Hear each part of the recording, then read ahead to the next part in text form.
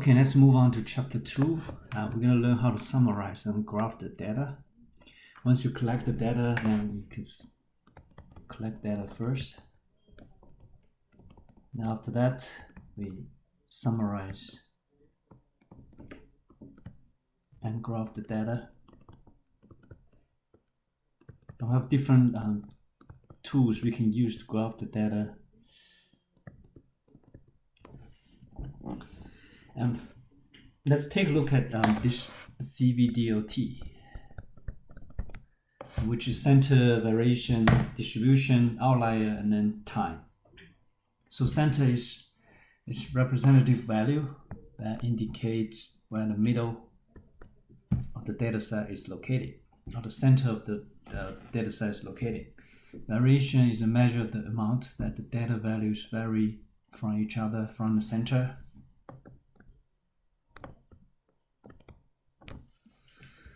And distribution is nature or shape of the spread of the data values over the range of the values. So you could have bell-shaped, uniform, or skewed. Okay, and we're going to talk about all these different type of distribution later on, maybe from chapter 3 to 4 and 5. Okay, and outliers is those extreme values. Extreme values is the data values that are very far away from the majority of the data values. So we also call that extreme values. Okay, meaning if you have extremely large numbers or extremely small numbers, that could be a potential outlier. And time changing characteristic of data of the time. When time changes, sometimes the characteristic of the data also changes. So this is what we call a CVDOT. You can just remember that as CVDOT. And that's the most important characteristics of the data values. Okay. And we try to organize the data and summarize the data by constructing a table called frequency distribution table. Okay. So this is the most important table on the graph we're going to learn starting this in chapter 2. A lot of computer software like Excel, SPSS, SAS, all those different softwares and calculators could generate frequency distribution. We're going to talk about detail of how to construct them later on in this particular section. All right, so let's talk about the definition of frequency distribution or frequency table. Basically, you just partition a data set into several categories. We call that classes, by listing all of the categories along with the number of data values in each one of them. And this number of data values for each classes is what we call a frequency. So two important things for frequency distribution table: classes and frequencies. And you construct a table based on that, right? You come up with a table according to these two major categories. Okay, and this is a typical frequency distribution table. Frequency distribution.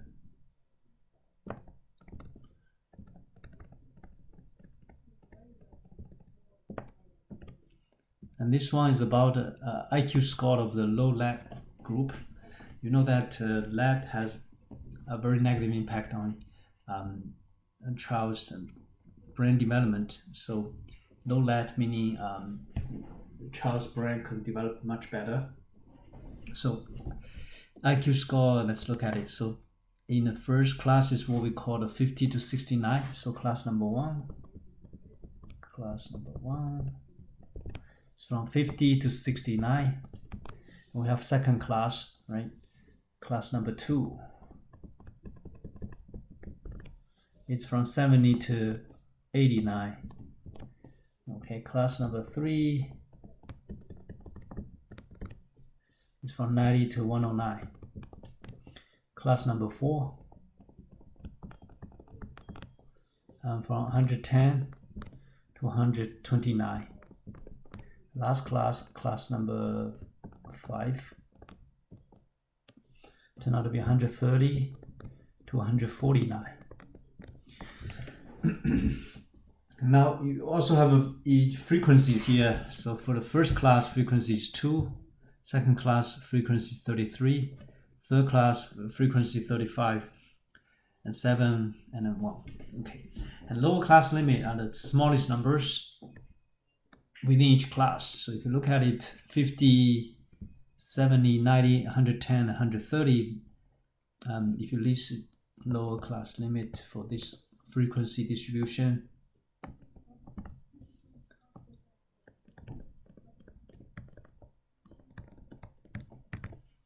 $50, 70, 90, 110, 130. And if you look at it, the increment is 20, right? So adding 20 to 50, you get 70. And you get next one. So difference is 20 here. Adding 20 to 70, you get 90, 20, and 20. And now so in order to get next class, lower class limit, you can add 20 to previous one to get next one. Yeah. So now that's a pattern. That's a pattern of all this lower class limit. Now let's take a look at the upper class limit. Okay. So for the upper class limit here, it's the largest number in each class. Okay, that's the definition of upper class limit. So you're going to see 69 largest number in each class. So the upper class limit for this frequency distribution table, and if you look at all these numbers, again, it has a pattern: 69, 89, 109, 129, and then 149. So if you're adding 20 to 69, you get 89. You're adding 20 to 89, you get 109. You're adding 20 to 109, you get 129. You add 20 to 129, you get 149. So again, it's increment of 20. So it follows the same pattern as lower class limit. Now let's take a look at class boundaries. So now class boundaries are the numbers used to separate classes, but without a gap created by the class limit. So now let's take a look at how they come up with the second class limit, class boundaries. Okay. So 69.5, they basically just look at between first class, second class, between 69 and 70, they pick a neutral number, which is the middle of those two numbers. 69 plus 70 divided by 2, that's 139 by 2. That's how you come out with the 69.5. Same thing for 89.5. You just adding 89 and 90. 89 plus 90 and divide by 2. And you get 179 by 2. That turned out to be 89.5. Same thing for the rest of them. Now if you look at the number, again, it's increment of 20. Right? So you're adding 20 to the previous one. You get next one. You get another 20. You get next one. Another 20, another 20, right? And again, that's class boundary before the first class. Typically, you just use the second class boundary, which is 69.5, subtract by 20, and you get 49.5. So again, you follow the same pattern as lower class limit and the upper class limit. It's an increment of 20, right? And now let's take a look at class midpoint. Class midpoint are the middle of each class, meaning you just simply add in the lower class limit plus upper class limit, and you get class midpoint. So you add in 15 plus 69 by 2, you get 119 by 2, which is 59.5. And second class, very similar, adding 70 by 89 divided by 2. So that's 159 by 2. That turned out to be 79.5. Same thing for the rest of them. Third one, you just add in 90 plus 119 by 2. That's 209 by 2. And okay, yeah, and then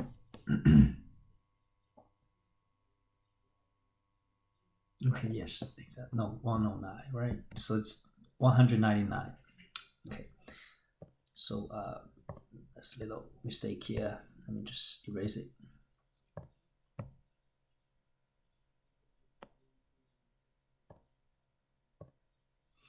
$90 plus 109 by 2, so that's 119 divided by 2. That turned out to be 99.5.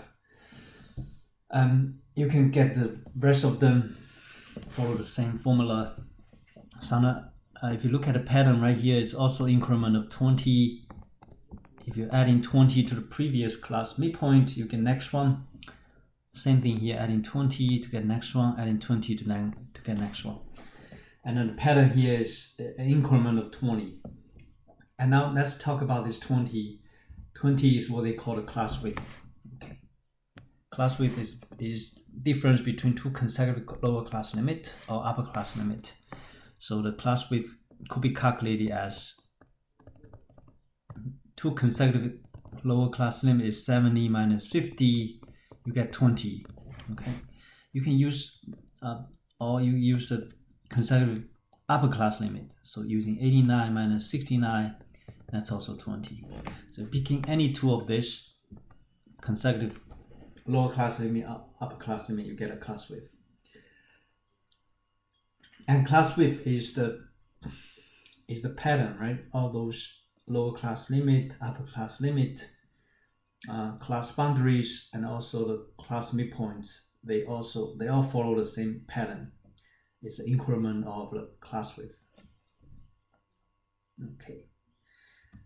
And now the reason for constructing frequency distribution table, because usually we have a large data set, you can easily summarize using a frequency distribution table. Also, you can analyze the nature of the data. You can look at the distribution of the data and analyze it.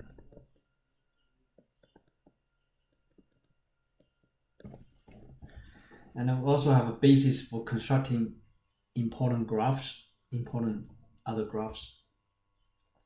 And next thing, let's take a look at the procedure of constructing a frequency distribution or frequency table. First of all, determine the number of classes, and typically it should be between 5 and 20. And if you work for the company, usually the project director will decide on how many classes desire to have. Okay.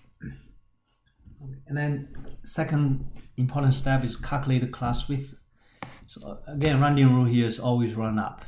Okay. We want to make sure we cover all of those data values. So rounding up will make sure we cover all of those data values. Make sure each one of the data values from the smallest to largest have a class to go to. Okay, so class width is approximately equal to maximum value minus minimum value over number of classes. That's predetermined. Yeah. So, and then the starting point, usually you will pick a minimum data value as starting point, or the convenient value below it as the starting point. And for example, let's say from that previous example, we determine that we're going to have 5 classes, right? IQ example. So first we determine, 50 is the lowest data values in the data set. So we use 50 as a starting point. Now we need to determine the first upper class limit, right? X. And we know that we need to have a class width of 20. So you can set up a simple algebraic equation to solve for the first upper class limit. So you do x minus 50 adding 1, that must be equal to 20. 20 is class width. So this is x minus 49 equal to 20.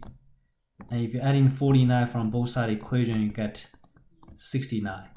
Okay, so that's why the x equals 69. Then the first upper class limit is 69. Now from there, you'll be able to add 20 to get next one. Add 20 to get next one. Add 20, you get 110 to 129, and add 20, 130 to 149. All right, that's how they come up with all those classes, and this is the rationale behind it. Okay, and once you have the first lower class limit, and then you just add class width to get next lower class limit, eventually you get the rest of them. Okay, just like what I did, I add 20 to 50, I get 70, another 20 you get 90, another 20 you get 110, another 20 you get 130. Upper class limit, same thing, you just add 20, and you'll be able to get all those upper class limit. And now you complete the classes, and then you just tally the data set and figure out the amount of the data values for each classes. Then you complete a frequency distribution table. All right, and this is a detailed procedure how you construct the frequency distribution table with a given data set. Okay, and let's take a look at relative frequency distribution. So the relative frequency is basically the class frequency over total frequencies, right? So each individual class has a frequency divided by the total frequency, and we come up with a relative frequency. Also percentage frequency, you're just using class frequency over total frequencies by 100%. So let's take a look at how we will come up with a relative frequency distribution.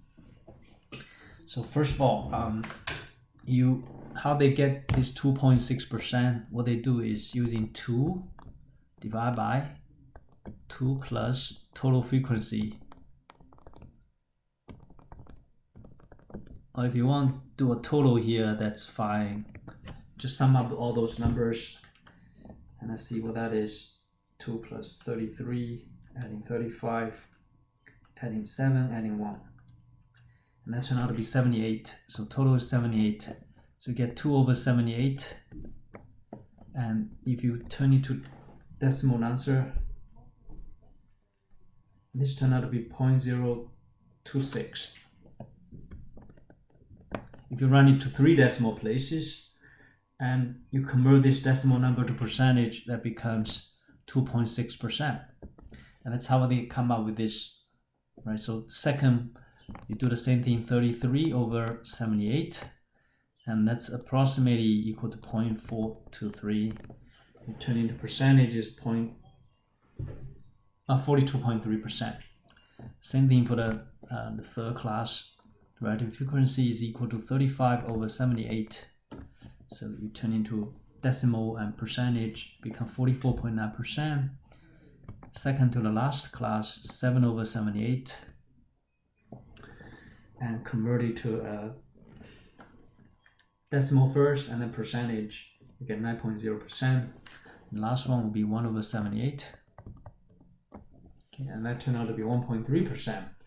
And if you sum up all of this percentage, you should come out with 100%, right? Typically, that should be the case.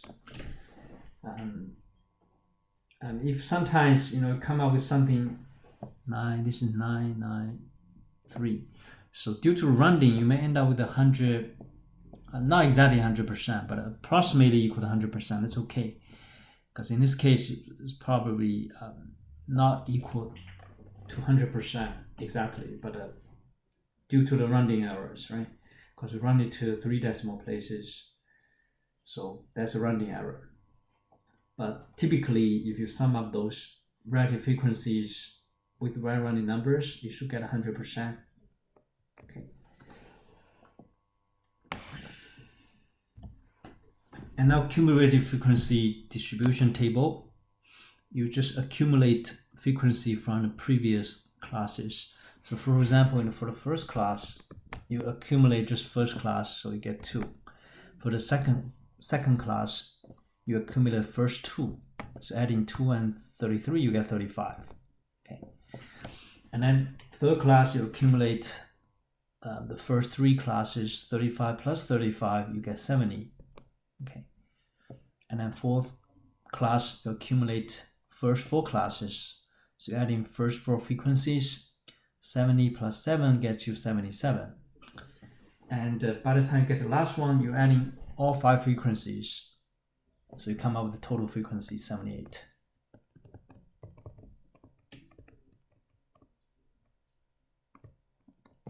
Okay. And that's how we come up with the cumulative frequencies. And all these different distribution are used to create different graphs. And you're going to see the graph in a bit. So once you construct the frequency distribution, and if the distribution look like bell-shaped, for example, once you graph it, you may come up with something like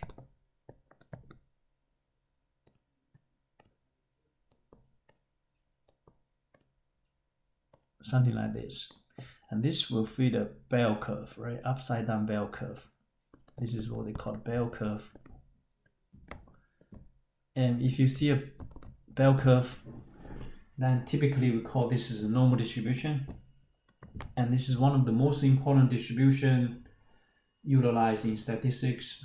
And it has a very heavy application in every industry. So normal distribution, pay attention to that. If you see the bell curve, you have a normal distribution.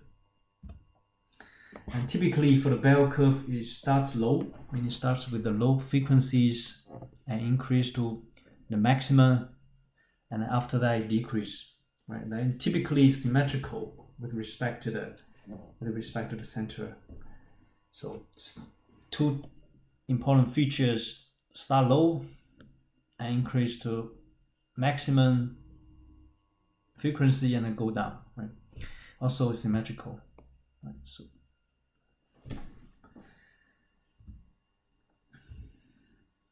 and the presence of a gap can show that we have data from two or more different populations. And let's take a look at one of this example, what they mean by the gaps. So the table on the next slide is frequency distribution table of randomly selected pennies. The weights of pennies are presented, and the examination of frequencies suggests they have two different populations. Pennies made before 1983 are 95% copper and 5% zinc. And pennies made after 1983 are 2.5% copper and then 97.5% zinc. Okay. So if you look at it, the distribution look like this. So if you look at the center area here, in the middle, you see frequency all zeros. So that means the data values are concentrated on the first two classes and our three classes. So that just suggests that this data set comes from two different populations, right? So that's what these gaps indicates. All right.